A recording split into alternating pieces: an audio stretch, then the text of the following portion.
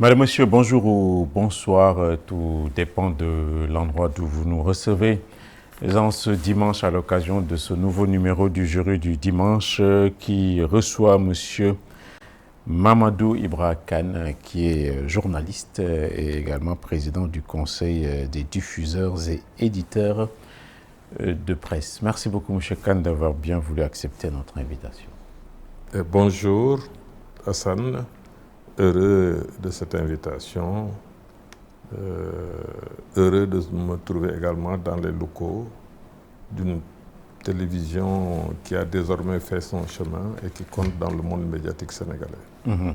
Nous vous invitons au lendemain de la tenue de concertation à l'appel des autorités, notamment du ministère de la Communication, concertation sur la situation, mais également l'avenir de la presse sénégalaise. Comment vous interprétez cet événement? C'est un signal fort ou une sorte de déclic pour la presse sénégalaise qui est actuellement engluée dans une situation inconfortable? Comment vous appréciez ces concertations? Nous saluons le second appel du président de la République à un dialogue avec les acteurs des médias, appel qui a abouti à ces concertations, ces journées de concertation sur le secteur de la communication. Parce qu'en réalité, le président de la République avait déjà lancé un appel au dialogue rénové lors du Conseil des ministres du 13 août 2024, après la journée sans presse, qui faisait état déjà au mois d'août 2024 d'une situation dramatique pour le secteur des médias. Donc aujourd'hui, si le nouvel appel du 7 mai en Conseil des ministres 2025 du président de la République a abouti à ces concertations, nous ne pouvons qu'applaudir et espérer que les conclusions de ces concertations-là seront portées à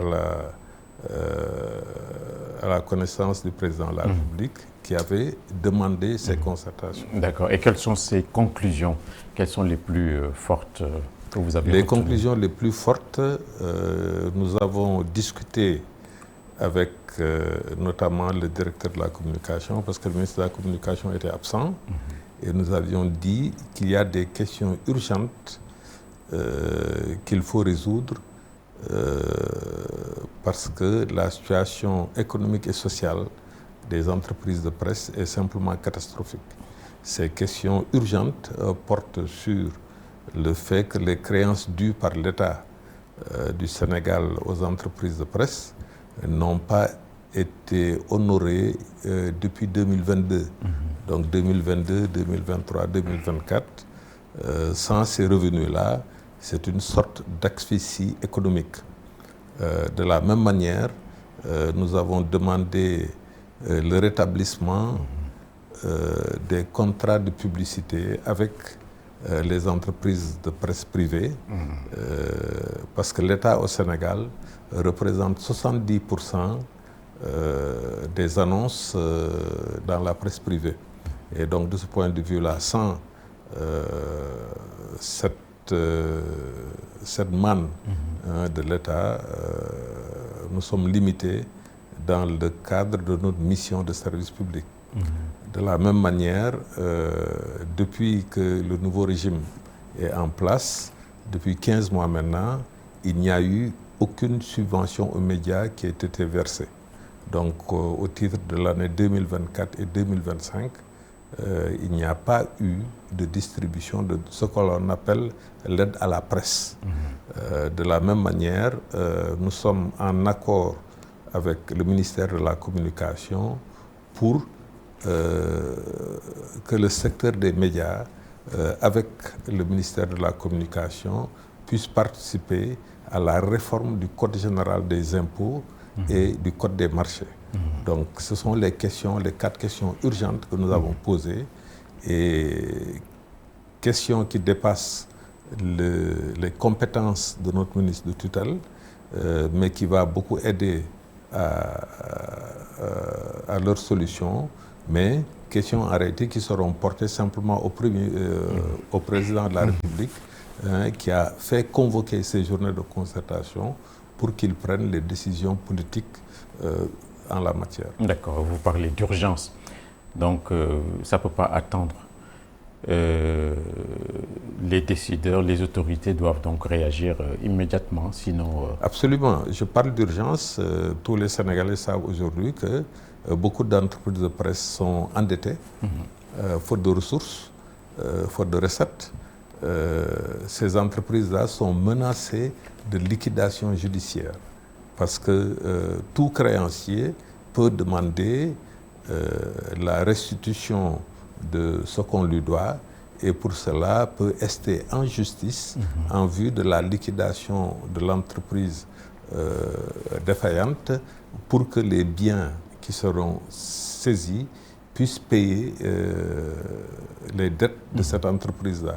Et c'est le cas par rapport aux fournisseurs étrangers, c'est par rapport aux fournisseurs de services divers, c'est par rapport aux charges locatives, c'est par rapport aux factures d'électricité, c'est par rapport aux impôts, c'est par rapport aux cotisations sociales et surtout par rapport aux travailleurs des médias qui, certains, depuis plus d'1 an, sont dans une précarité totale. D'accord, voilà. Donc avec ces concertations, à l'issue de ces concertations, vous ne pouvez plus parler maintenant d'ostracisme. Vous n'êtes plus ostracisé. Est-ce que vous pouvez parler comme ça? Parce que ces concertations peuvent être analysées comme une forme d'ouverture de la part de l'État, alors que vous, on vous entend souvent dénoncer leur fermeture. Est-ce que c'est la fin de l'ostracisme vis-à-vis de la presse privée notamment? Vous savez, nous avons fait plusieurs demandes d'audience au président de la République depuis le 1er mai 2024 qui n'ont jamais reçu de réponse. Le président de la République lui-même a lancé un appel au dialogue rénové qui n'a jamais été suivi de fait. Récemment, nous avons introduit une demande d'audience auprès du ministre de la Communication. Nous n'avons pas reçu de réponse.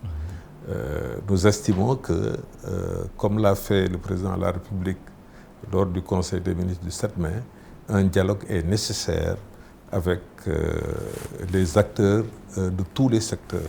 La presse est un acteur assez particulier.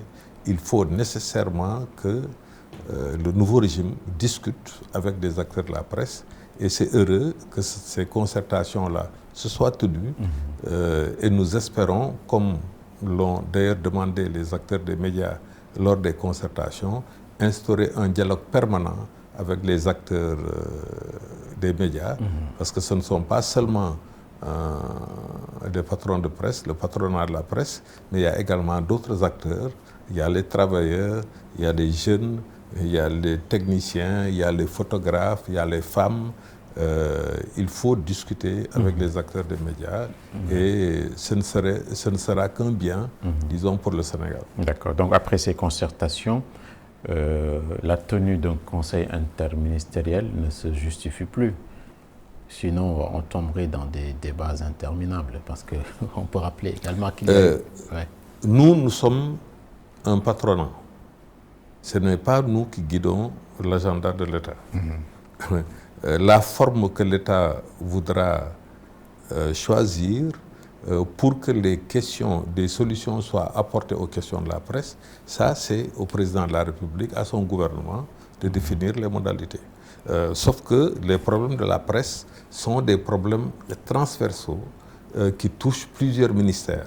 Mais l'autorité du président de la République suffit pour pouvoir donner des directives à l'ensemble des départements ministériels qui sont concernés par les solutions à trouver pour le secteur des médias. D'accord. Donc, depuis la survenue du régime de la troisième alternance, comme vous les appelez, aucune autorité, ministre, Premier ministre, ne vous a reçu en tant que patronat. Absolument. Est-ce que vous êtes vexé pour ça et est-ce que vous comprenez ces portes qu'on vous ferme un peu? Vous savez, nous ne sommes que des citoyens. Vraiment, nous, on n'a aucune revendication.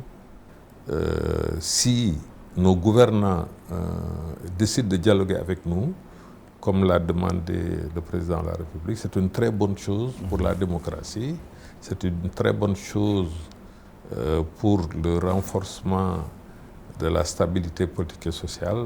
Nous sommes preneurs. Si on nous appelle, on va répondre. On ne va jamais faire la politique de la chaise vide. C'est important de dialoguer avec nous. Pour nous aussi, c'est important de dialoguer avec les autorités. Parfait. Donc la question précise, c'est qu'est-ce que vous leur auriez fait pour qu'ils vous méprisent, entre guillemets, tant? Nous pensons que, en tant que médias, nous avons contribué à 3 alternances politiques. Nous avons contribué à la stabilité politique et sociale. Nous avons contribué à la vulgarisation des politiques publiques, quel que soit le régime en place. Nous avons renforcé le sentiment national, l'identité donc nationale, fait la promotion de la culture nationale. Nous ne voyons pas ce que nous avons fait de mal. Oui, il est vrai qu'il y a des médias, il y a des journalistes, il y a des techniciens des médias qui ont des positions politiques, dans un sens comme dans l'autre. Mais cela n'engage pas de manière globale la presse sénégalaise dans sa liberté, dans son indépendance, et nous espérons que c'est ça qui va continuer. Parce qu'une presse qui a permis de contribuer, qui a contribué à 3 alternances politiques, cette presse-là, même si elle a des défauts, mais elle donne plus d'avantages que de défauts au Sénégal. D'accord.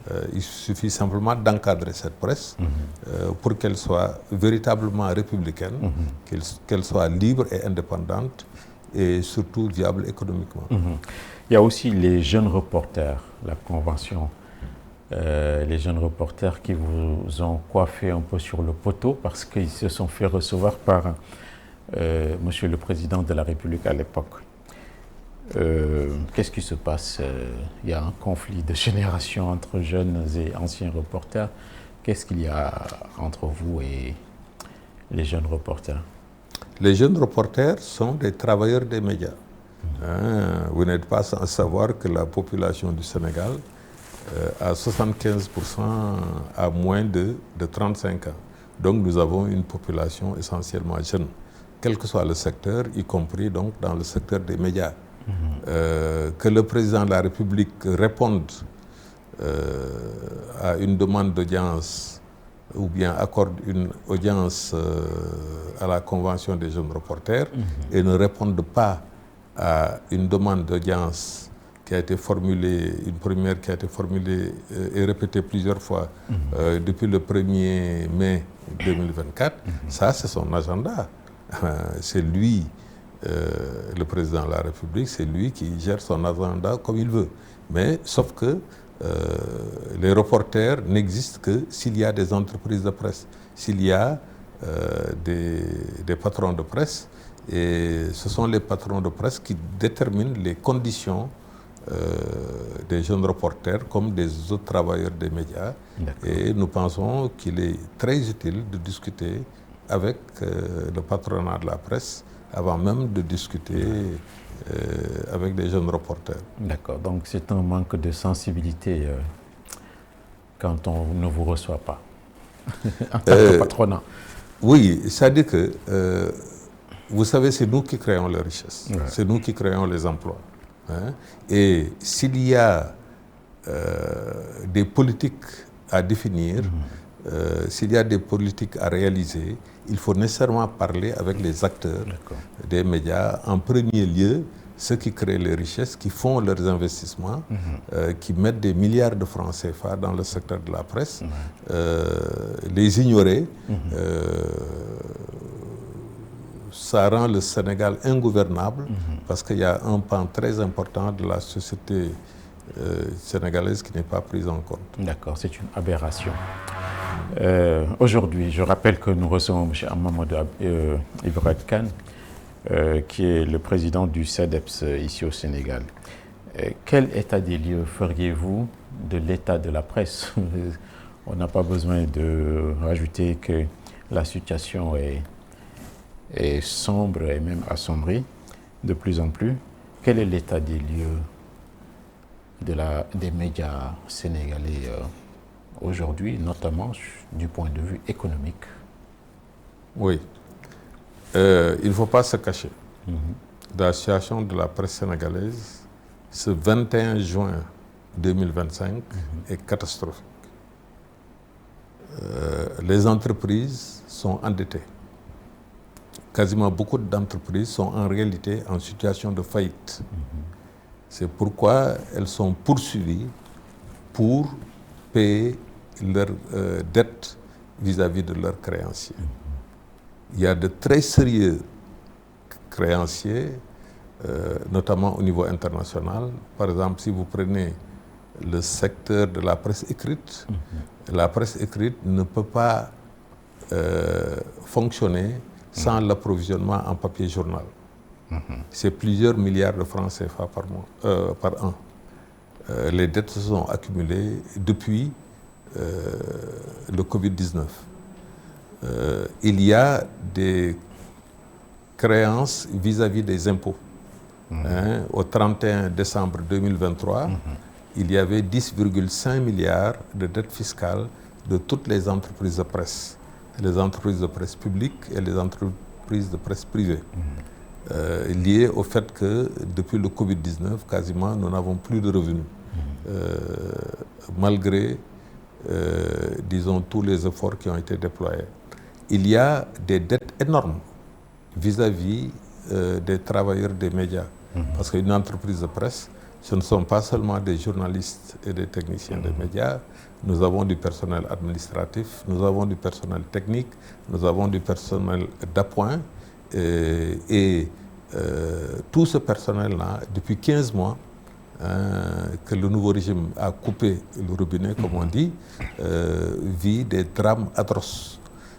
Cette situation-là est dangereuse pour le Sénégal, est dangereuse pour la démocratie, est dangereuse pour la stabilité politique et sociale, est dangereuse par rapport à toutes les missions de service public que la presse remplit et qui aujourd'hui sont honorées ou bien ou mal honorées ou très faiblement honorées. Donc c'est pourquoi cette situation-là appelle d'urgence, comme l'a fait le président de la République, en convoquant une concertation avec les acteurs des médias pour que cette situation-là puisse être réglée. Parce que si elle n'est pas réglée, la presse, le Sénégal va perdre une presse qui, malgré tout, nous a aidés dans notre stabilité politique et sociale. Et c'est le lieu, encore une fois, de se féliciter de ces journées de concertation-là, parce que nous sommes non pas au bord du gouffre, mais nous sommes déjà dans le gouffre. D'accord. Donc, si on vous suit bien, le responsable numéro 1 de la mésaventure de la presse, c'est le régime de la troisième alternance, comme vous les appelez. Absolument pas. Ça, je ne peux pas le dire en toute honnêteté intellectuelle. Comme je vous l'ai dit, la crise de la presse s'est particulièrement aggravée avec le Covid-19. Et jusqu'à présent, nous en subissons des conséquences. Maintenant, ce qu'il y a, c'est que le nouveau régime a aggravé la situation de la presse. Parce que quand vous refusez à payer à quelqu'un l'argent que vous lui devez, quand vous ne distribuez pas les subventions aux médias par rapport à leur mission de service public, quand vous résiliez de manière unilatérale les contrats de publicité, quand vous ne prenez pas les réformes nécessaires pour la fiscalité et l'investissement à faire, l'investissement bonifié à faire dans le secteur des médias, oui, vous aggravez la crise de la presse. Vous avez trouvé la presse au bord du gouffre et vous l'avez amenée dans le gouffre. C'est la caractérisation que je ferai du nouveau régime de la troisième alternance. D'accord. Et c'est ça que vous appelez actes hostiles. Ils ont posé beaucoup d'actes hostiles. Beaucoup trop d'actes hostiles. Beaucoup d'actes hostiles. D'abord, un point qui a été longtemps rabâché sur le soi-disant banditisme fiscal des patrons de presse. Parce que nous avions négocié avec l'ancien président de la République un effacement fiscal des dettes des entreprises de presse. Qui ne concerne pas seulement les entreprises de presse privée, mais également les entreprises du secteur public. Pourquoi? Parce qu'au Sénégal, lors du Covid-19, on a mis en place un fonds de 1000 milliards de francs CFA pour les entreprises en difficulté. Le secteur de la presse n'a pas bénéficié d'un sou de ces 1000 milliards de francs CFA. Donc, nous avons fait un plaidoyer par rapport à la situation économique et sociale catastrophique des entreprises de presse à l'ancien président de la République, qui nous a dit, j'ai pas d'argent, mais je pourrais effacer votre dette fiscale.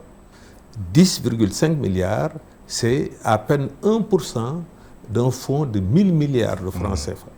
Okay?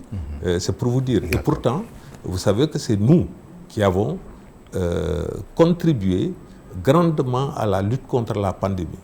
Sans la presse, sans les médias, tout support confondu, il n'y aurait pas de lutte contre la pandémie. Ce serait la panique, ce serait peut-être plus de morts et autres.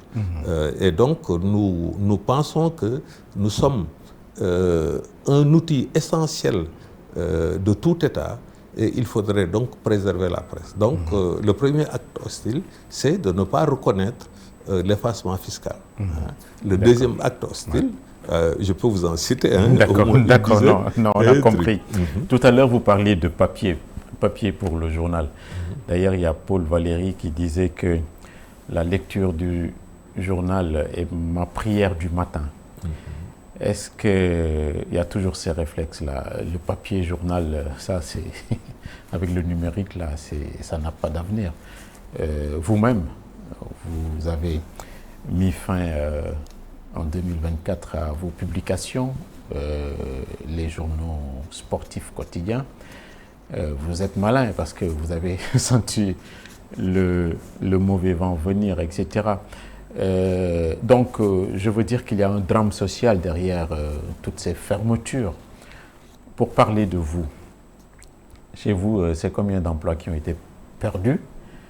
Et est-ce que vous avez cherché à savoir que sont devenus vos ex-employés?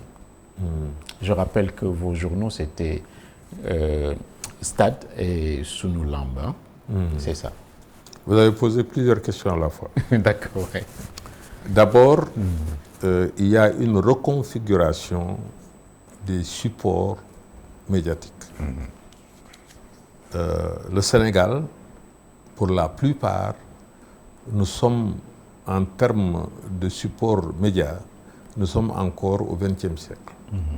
C'est la presse écrite, c'est la radio traditionnelle, la télévision traditionnelle. Aujourd'hui, il y a une mutation technologique qui n'a pas encore été suffisamment opérée au Sénégal, qui aurait permis aux médias dits traditionnels d'être des médias numériques, des médias digitalisés. Okay?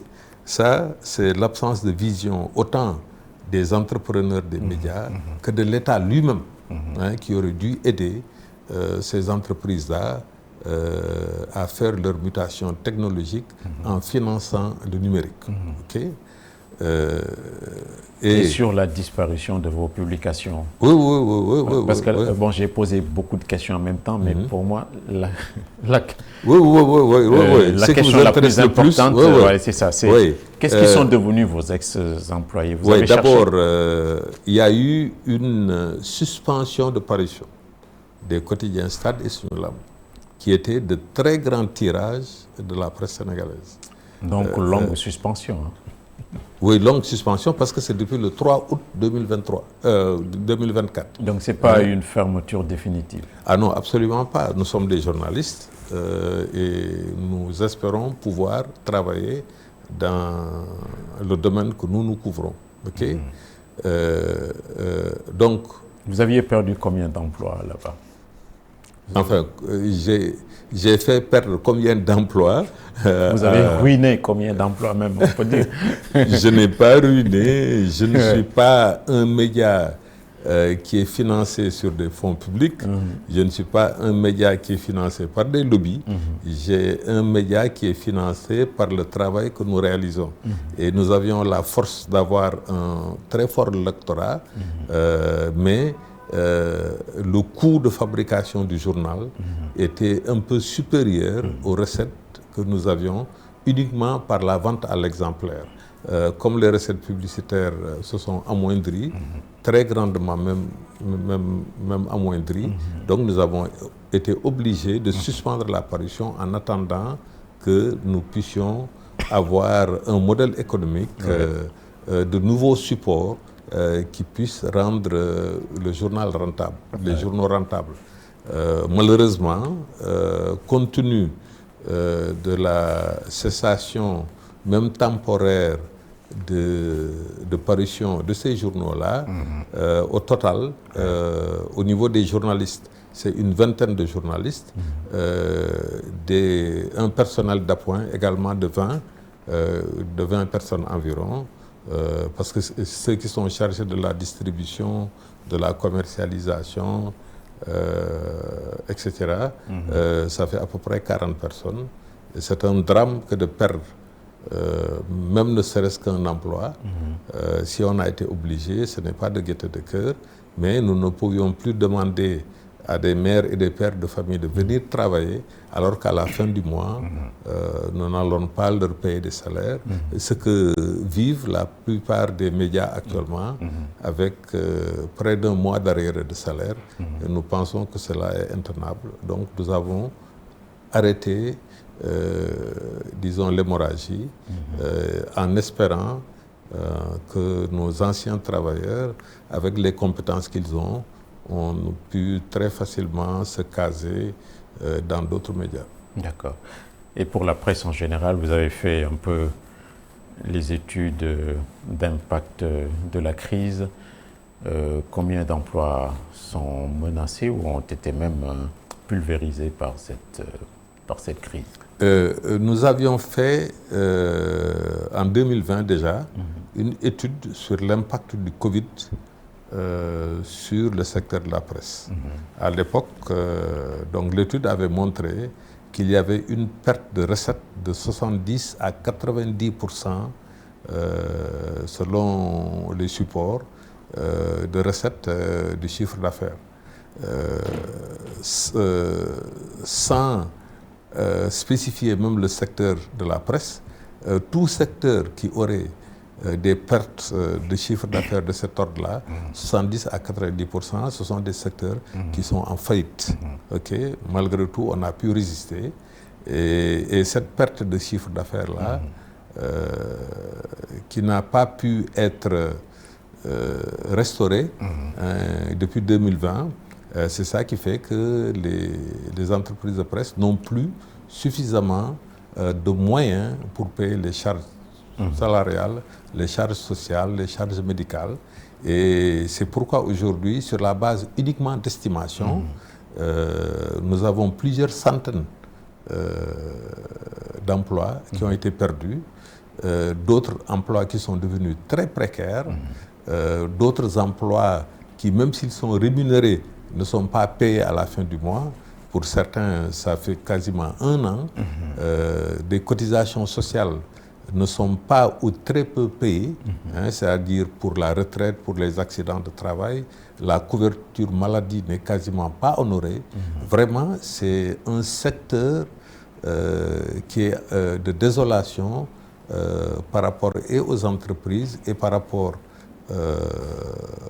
au niveau social, par rapport aux travailleurs. Et c'est pourquoi il est urgent que l'État intervienne vraiment de la manière la plus rapide qui soit, ne serait-ce que payer l'argent qu'on doit aux entreprises de presse pour tenter de résorber la crise. D'accord, très bien. Avant qu'on avance, la question, vous n'y avez pas répondu. Est-ce que vous avez cherché à comprendre ce que sont devenus vos ex-employés? Non, j'ai dit que j'espère. Je vous ai dit, je vous ai répondu, j'espère. Je sais où certains sont. Ils ont été recasés dans d'autres entreprises de presse, dans des ministères, dans des ONG. D'autres même sont partis étudier en Europe. D'accord. Sud Communication est le dernier groupe à avoir un peu des gémissements, on peut le dire comme ça, parce qu'ils sont sortis pour réclamer un peu 4 mois, je pense, d'arriérés de salaire, si je ne m'abuse. Je ne sais pas. Quand on voit tout ça, maintenant, à chaque fois que les journalistes sortent, c'est pour dire qu'on n'est plus payé. Donc, ils n'ont plus de dignité, au fond. Qu'est-ce que vous dites de Sud Communication? C'est une institution. Vous avez un commentaire sur Sud Communication? Absolument. Sud, c'est un symbole. C'est une icône de la presse sénégalaise. C'est la première entreprise de presse privée au Sénégal qui a connu vraiment, qui a beaucoup participé à la liberté de la presse, à la démocratie sénégalaise, et que cette entreprise de presse-là aujourd'hui soit menacée, comme d'autres entreprises d'ailleurs, dans leur existence même, c'est vraiment désolant. Et le régime de la troisième alternance politique ne peut pas, disons, que le régime de la troisième alternance politique n'ait pas cette responsabilité morale-là de voir la disparition de médias les uns après les autres. Stade et Sunu Lamb étaient des institutions de la presse sénégalaise. Depuis 21 ans, maintenant 22 ans d'existence, c'est vraiment dommage qu'ils soient partis parce que simplement il y avait des relations conflictuelles avec le nouveau régime. La même chose avec le groupe Sud.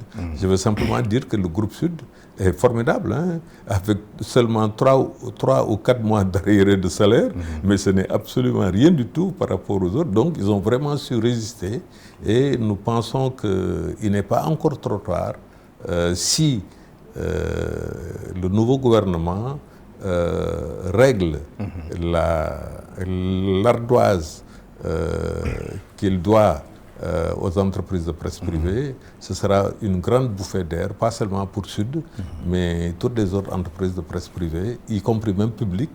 Ce sera également une grande bouffée si les subventions aux médias sont versées au titre de l'année 2024 et 2025. D'accord, mais pour Sud, si on a bien compris leur communiqué, ils n'imputent aucune responsabilité à l'État. Ils disent que c'est un problème interne. Ce n'est pas Sud qui a sorti un communiqué, c'est la section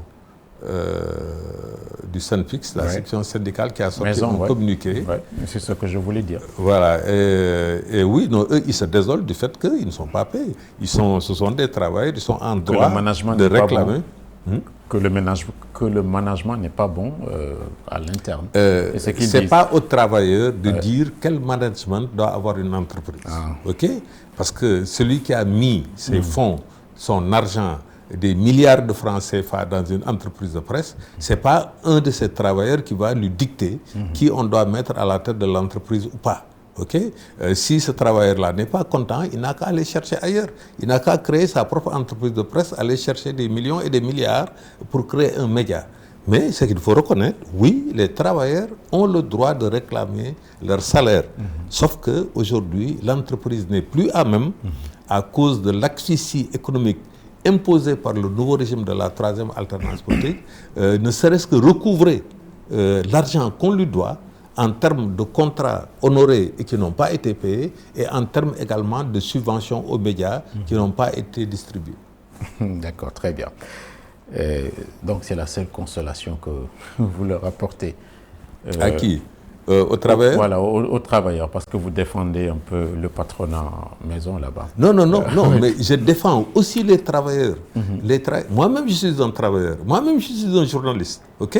Le journaliste, le travailleur, a droit à une rémunération juste et équitable, conformément à la Convention collective nationale du secteur de la presse, conformément au Code du travail, et ce salaire doit être rémunéré mensuellement, comme c'est défini par les textes. Très bien. Voilà, j'allais l'oublier. Pourquoi vous n'êtes pas en bon terme avec le ministre de tutelle, le ministre de la Communication, M. Sall? Pourquoi vous ne le respectez pas? Ah, là, c'est une accusation très grave. Hein. Je risque de vous attaquer en diffamation quand vous dites que je ne respecte pas le ministre de la Communication. Parce que je vois que quand vous parlez de lui, il y a un peu d'agressivité. Il n'y a absolument pas d'agressivité. Vous savez, tous les ministres de la Communication, tous les derniers ministres de la Communication, j'avais le même type de rapport avec eux. Vous aviez, je crois que la succession, c'est Abdoulaye Diop, ensuite Maître Bokar Thiam, et aujourd'hui, donc, Alioune Sall. Moi, je défends des principes. Je défends l'état de droit, le respect de l'état de droit. Le respect des libertés fondamentales, dont la liberté de presse et la liberté d'expression. Chaque fois, sous l'ancien régime déjà, la première alternance politique, sous le président Abdoulaye Wade, le patronat de la presse a toujours eu les mêmes positions de principe. La même chose sous le président Macky Sall, la même chose aujourd'hui sous le président Diomaye. Aujourd'hui, le ministre de la Communication, c'est M. Alioune Sall, qui malheureusement n'a pas une vision stratégique des médias, qui s'embourbe dans une lutte contre les médias, mais je suis obligé, en tant que représentant du patronat, et même en tant que journaliste représentant de la corporation, je suis obligé de lui apporter la contradiction. Contradiction dans le cadre du débat public, en respect, en ayant un respect par rapport à son rang de ministre, parce qu'il a quand même été nommé par quelqu'un qui a eu la légitimité des Sénégalais, qui fait ses choix d'hommes, qui peuvent ne pas nous plaire, mais qu'on doit respecter. Et si maintenant j'estime que le ministre est incompétent, comme je le dis souvent en Wolof, que c'est un grand tchouné qui ne comprend rien aux médias, qui ne comprend rien à la stratégie, au rôle stratégique des médias dans un État, ça, ce n'est pas l'insulter, ce n'est pas lui manquer de respect. Quand vous dites tchouné, c'est un manque de respect quand même. Non, absolument pas. Un tchouné, c'est quelqu'un d'incompétent. C'est ça que ça veut dire. Et il est totalement incompétent dans beaucoup de domaines. Ce n'est pas pour rien que la Cour suprême a annulé, a suspendu récemment, le 12 juin, son arrêté portant cessation de diffusion et de parution des médias qui concernait 381 médias. Imaginez combien d'emplois et de salaires dont on a privé au moins des milliers de personnes. Ne serait-ce que ces 381 médias. C'est quand même d'un coup, parce que je suis l'autorité, en violation de la loi, je décide que tel a le droit d'exister, tel doit même arrêter, séance tenante. Non, quand même, nous sommes dans une république. Même si nous n'avons qu'un embryon d'état de droit, mais au moins qu'on puisse préserver cet embryon d'état de droit. Donc, le ministre n'a pas le droit ou n'a pas la prérogative d'assainir. Je n'ai pas dit ça. Hein? Je n'ai pas dit ça. Qu'est-ce que vous voulez dire? Parce que moi, sur l'arrêt de la Cour suprême, ce que j'ai compris, il y a aussi un revers de la médaille. Parce que cet arrêt, bien que favorable à certains confrères, vient mettre fin, arrêter totalement un processus d'assainissement de la presse. Et c'est vous qui demandiez l'assainissement du secteur qui est gangréné et qui est en fait ouvert et perméable à tout. Bon, je ne sais pas. Il y a un peu de schizophrénie. Vous voulez une chose et son contraire, vous voulez l'assainissement, etc. Mais est-ce que ce n'est pas une question crypto-personnelle? Le ministre a perdu devant la Cour suprême, vous vous réjouissez. Vous savez, je suis désolé. Ouais. Il y a un amalgame sur plusieurs questions. D'accord. Au Sénégal, nous avons la Constitution qui sacralise les libertés publiques, dont la liberté de presse et la liberté d'expression. Toute action, tout arrêté qui met en cause ces libertés publiques est illégal. C'est ce qu'a fait le ministre de la Communication en prenant un arrêté portant cessation de parution et de diffusion de manière immédiate. La loi ne lui donne pas ses prérogatives. Et c'est pourquoi l'ordonnance en référé de la Cour suprême a suspendu son arrêté. Parce que simplement, le ministre ne s'est pas conformé à la loi. Le ministre a d'autres manières d'assainir le secteur de la presse.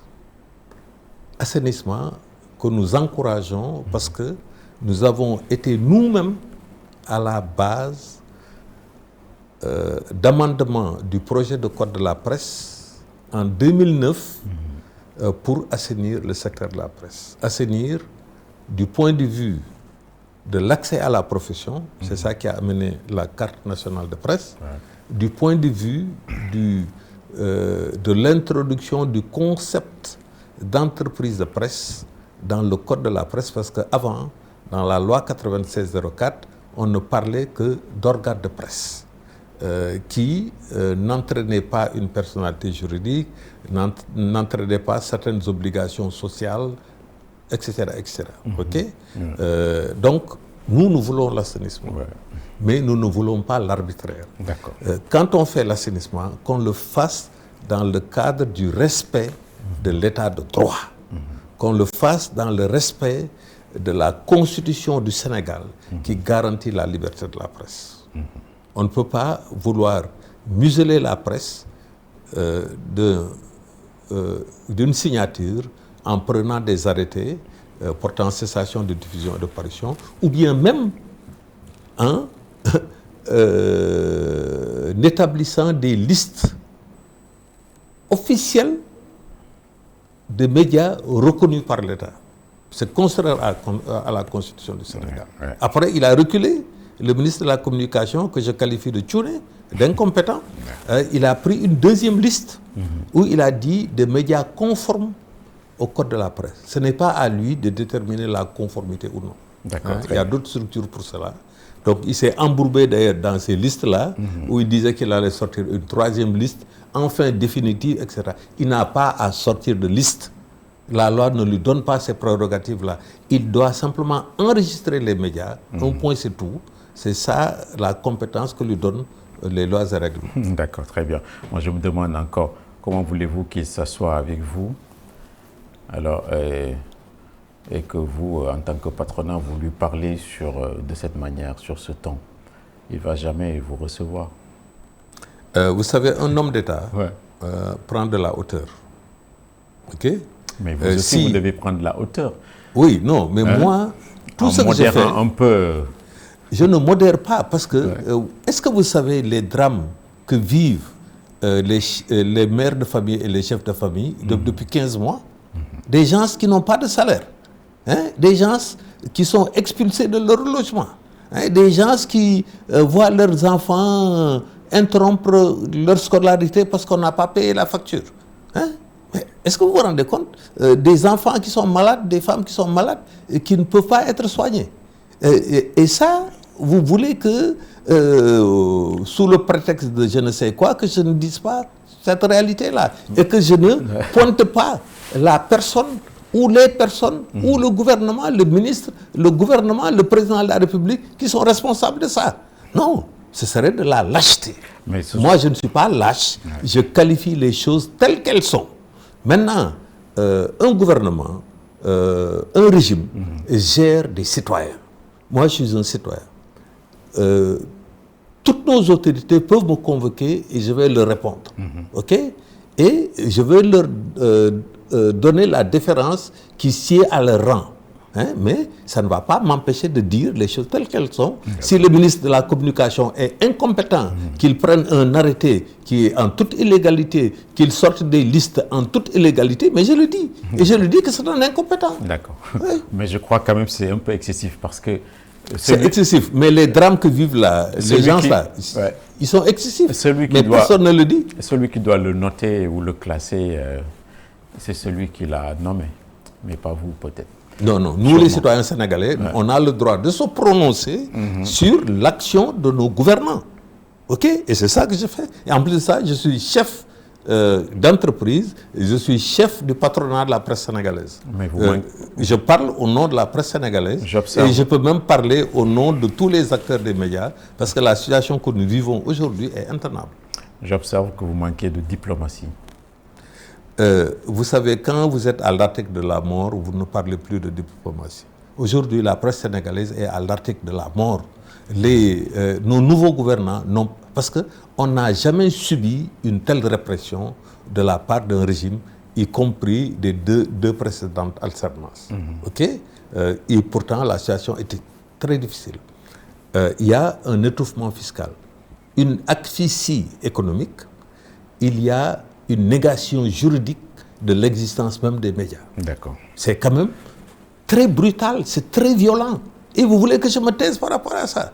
Je vais qualifier ça de la manière la plus exacte qui soit pour répondre à cette violence-là qui n'a pas lieu d'être. Ce sont nos gouvernants, ce sont eux qui définissent les politiques publiques. Nous, c'est eux qui agissent et qui mettent cela en forme. Nous avons le droit de réagir contre les actes qui sont contraires à nos intérêts, d'autant plus contraires à nos intérêts qu'ils sont en violation de la Constitution du Sénégal. D'accord. Je note aussi que vous les désignez par régime de la troisième alternance. Est-ce qu'il n'y a pas un peu de dérision dans cette... Ah non, non, non, absolument pas. Absolument. Pourquoi vous ne dites pas nouveau pouvoir ou nouveau non, régime? non, non, non, non. D'un point de vue historique, du point de vue de l'histoire politique du Sénégal, du point de vue de l'évolution démocratique du Sénégal, on a eu 3 alternances politiques avec le président Abdoulaye Wade. Donc je parlais du régime de la première alternance politique avec le président Abdoulaye Wade. Le régime de la deuxième alternance politique en 2000, donc, la première alternance politique. En 2012, la deuxième alternance politique avec le président Macky Sall. La troisième alternance politique avec le président Diomaye. OK? Non, ce n'est pas de la dérision, au contraire. C'est pour caractériser un fait politique, un fait démocratique dans l'histoire démocratique du Sénégal, et c'est tout. D'accord, très bien. Donc, à vous suivre également, pour vous, l'enfer, c'est les autres. Non, non, non. Est-ce que, non. Est-ce que la presse, Monsieur Gueye, les médias de façon générale ont fait leur examen de conscience? Vous savez... Quels sont les virages que les journalistes, les professionnels des médias n'ont pas su aborder ou qu'ils ont manqué tout bonnement? Nous avons raté beaucoup de choses. OK? Peut-être que je n'aurai pas le temps de développer. Mais rien que le concept de modèle économique qui était appliqué à la presse sénégalaise, qui est essentiellement jusqu'à aujourd'hui une presse du XXe siècle, c'est une absence de vision prospective, tant au niveau des journalistes, enfin d'abord des entrepreneurs de presse, que des journalistes. Parce que les journalistes aussi doivent réaliser leur mutation technologiques pour être des journalistes du XXIe siècle. La plupart de nos journalistes aujourd'hui sont encore au XXe siècle. Il y a les manquements du point de vue de la politique sociale des entreprises de presse. Oui, il y a beaucoup d'entreprises où tout le monde n'est pas sous contrat, tout le monde n'est pas rémunéré comme le prévoit la Convention collective nationale du secteur de la presse. Okay? Il y a beaucoup d'autres insuffisances qui existent, que nous ne nions pas. Okay? Il y a, disons, beaucoup d'aspects qui sont négatifs. Mais vous savez, il faut regarder en une personne, c'est ce qu'elle a comme aspect positif. Parce que comme je l'ai dit, la presse sénégalaise, malgré toutes ses tares, nous a permis de réaliser 3 alternances politiques. Il y en a très peu en Afrique. Hein. Il n'y a que le Ghana où il y a eu 4 alternances politiques. Ensuite, le Sénégal. Au Sénégal, il y a Djamma, la paix, comme j'aime à le dire. C'est-à-dire cette stabilité politique et sociale. Il fait bon vivre au Sénégal. Nos voisins, en dehors même de nos voisins, veulent venir vivre, y compris même des Occidentaux, etc. Donc tout ça, la presse y a contribué. Maintenant, tout régime encadre la presse, parce que c'est un secteur stratégique et névralgique. D'accord, d'accord, très bien. Il ne reste pas beaucoup de temps, on peut accélérer. On a appris cette semaine que la télédiffusion du Sénégal, TDS, a eu un partenariat stratégique, comme ils l'ont dit, avec une société malienne, au fin un peu de dessaisir le groupe Excaf ici au Sénégal qui avait le marché, et, etc., etc. Est-ce que vous avez marqué votre solidarité au groupe Excaf? Absolument. Il nous manque peu de temps, il nous manque du temps, mais ce qu'il faut dire, c'est qu'il y a des crimes économiques qui ont été commis par la nouvelle directrice générale de TDSSA, qui est une militante de PASTEF, qui a consisté d'abord, à confisquer 2 bouquets de télévision donnés à Excaf en compensation partielle du fait que cette société sénégalaise, avec des techniciens sénégalais, a su réaliser la plateforme de la TNT au Sénégal. Okay?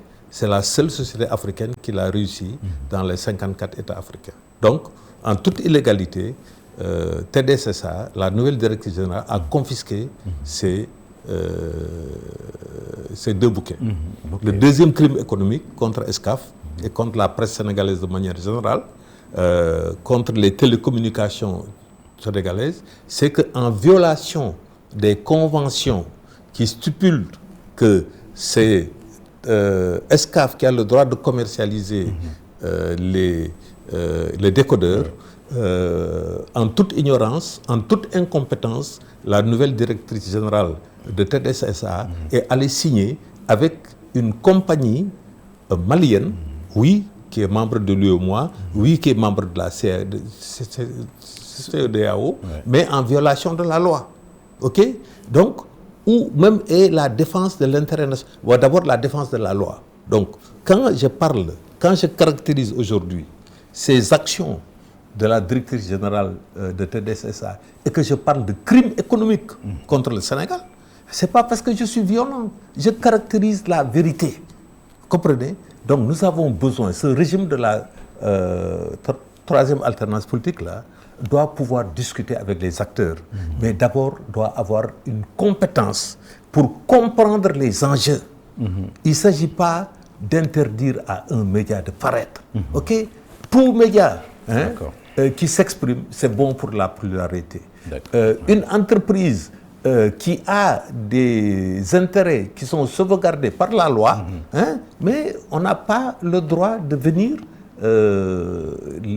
leur enlever ce droit-là.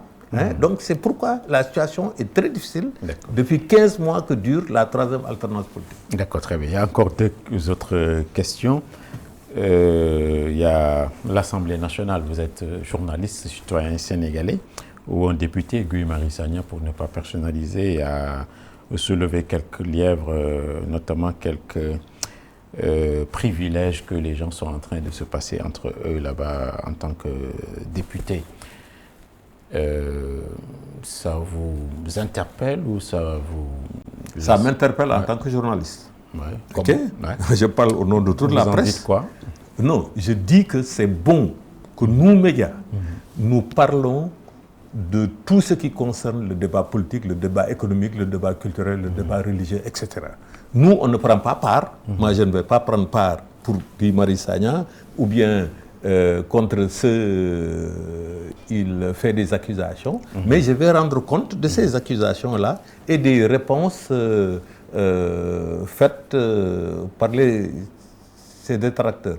C'est ça mon rôle en tant que presse. Est-ce que ce que dit Guy Marius Sagna, ce n'était pas le rôle de la presse?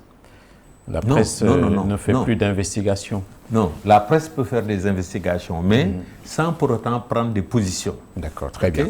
Très bien. Il y a une dernière question. C'est Monsieur le Premier ministre qui a réagi suite au refus de visa à certains membres de l'équipe nationale de basket féminine. Vous étiez dans la presse sportive, etc. Est-ce que Monsieur le Premier ministre n'a pas surréagi en parlant de ce dossier-là? Je n'ai aucune légitimité pour dénier au Premier ministre la légitimité de ses décisions politiques. Okay? Nous sommes un pays... Vous esquivez un peu. Je ne m'esquive pas du tout. J'ai tout le temps eu les mêmes positions. Nous sommes un tout petit pays. Okay? Même si on est tout petit, on a une certaine dignité. Le problème des visas, c'est un problème récurrent depuis l'indépendance à aujourd'hui. Si nous estimons qu'il faut pour visiter le Sénégal un visa pour quelque pays que ce soit, si nous estimons que nous ne sommes pas les bienvenus dans un pays et nous sommes bienvenus dans d'autres, oui, on peut avoir des positions, ça c'est sans aucun problème. D'accord. Ça ne me fait, non pas que ça ne fasse ni chaud ni froid, mais en tout cas, c'est légitime qu'un chef de gouvernement, qu'un président de la République puisse se prononcer sur des questions de souveraineté. D'accord. Et dernière chose, vous comprenez que les questions géopolitiques, aujourd'hui, il y a Israël, Iran qui se tirent dessus. Vous comprenez que ces questions géopolitiques soient absentes quasiment de la presse sénégalaise? Vous savez, nous avons une presse fast-food depuis maintenant plusieurs années. Fast-food. Fast-food, c'est-à-dire une presse qui n'est principalement intéressée que par le buzz, parce que c'est par le buzz qu'il peut obtenir des recettes, des recettes publicitaires. Okay? C'est pourquoi il faut faire de telle sorte que nos médias puissent continuer à remplir leur mission de service public, y compris par rapport à la situation géopolitique sous-régionale, dans le cadre de l'UEMOA, dans le cadre de l'Union africaine, et même par rapport aux conflits internationaux, comme vous l'avez dit, Iran, Israël, Palestine, Russie, Ukraine et autres. Okay? Pour que nous ne soyons pas abreuvés par les médias internationaux qui nous dictent notre manière même de penser, de perception de ces différents conflits-là, mais qu'on puisse avoir les moyens d'envoyer un journaliste de e-média couvrir la guerre en Ukraine, couvrir la guerre en Palestine, couvrir la guerre entre Iran et Israël. C'est important. D'accord. Si nous n'avons pas ces moyens-là, nous serons tout le temps dominés d'un point de vue informationnel. On va fabriquer le Sénégalais d'aujourd'hui et de demain. D'accord. Et ça, il faut que nos gouvernants le comprennent et cessent de regarder la presse comme des adversaires politiques. D'accord, très bien. Merci beaucoup, M. Kane. J'espère qu'on n'a pas fait une émission fast-food. Non, absolument pas. Il y a des questions intéressantes qui ont été posées et qui méritent réflexion de notre part en tant que journaliste, en tant qu'entrepreneur de presse et en tant que simple citoyen pour montrer que nous ne sommes contre aucun régime. D'accord. Okay? Mais nous voulons simplement qu'il y ait le respect de l'état de droit et des libertés fondamentales, dont la liberté de presse. Voilà. Merci beaucoup, M. Kane. Nous remercions également tous nos téléspectateurs et auditeurs ainsi que toute l'équipe technique conduite par Dami Kampatip. Merci et bon dimanche.